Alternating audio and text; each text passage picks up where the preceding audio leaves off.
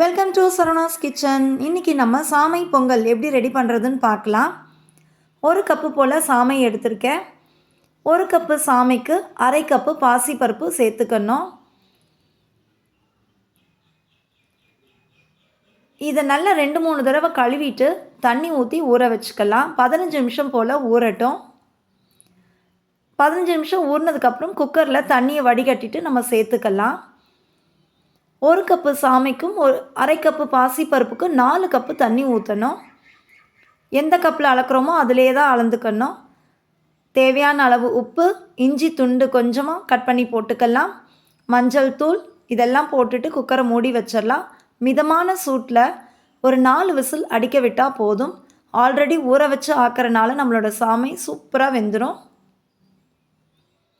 இப்போ ஒரு பேன் அடுப்பில் வச்சு 2 ஸ்பூன் அளவுக்கு நெய் ஊற்றிக்கலாம்.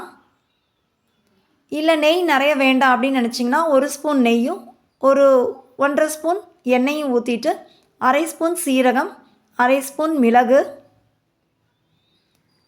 ரெண்டும் பொரிஞ்சதுக்கப்புறம் 15 போல் முந்திரி பருப்பு, ஒரு பச்சை மிளகாய், கொஞ்சமாக கறிவேப்பிலை போட்டுட்டு கொஞ்சம் பெருங்காயத்தூள் சேர்த்துக்கலாம். வதக்கி விட்டுறலாம்.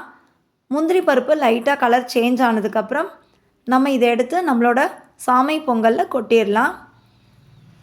இப்போ தாளித்து கொட்டியாச்சு. அவ்வளோதான், நம்மளோட சாமை பொங்கல் சூப்பராக ரெடி ஆகிடுச்சுங்க. இந்த ரெசிபி உங்களுக்கு பிடிச்சிருந்தா லைக் பண்ணுங்கள், ஷேர் பண்ணுங்கள், கமெண்ட் பண்ணுங்கள், சப்ஸ்கிரைப் பண்ணுங்கள். மறக்காமல் பக்கத்தில் இருக்க பெல் ஐக்கானை ப்ரெஸ் பண்ணுங்கள். தேங்க்ஸ் ஃபார் வாட்சிங்.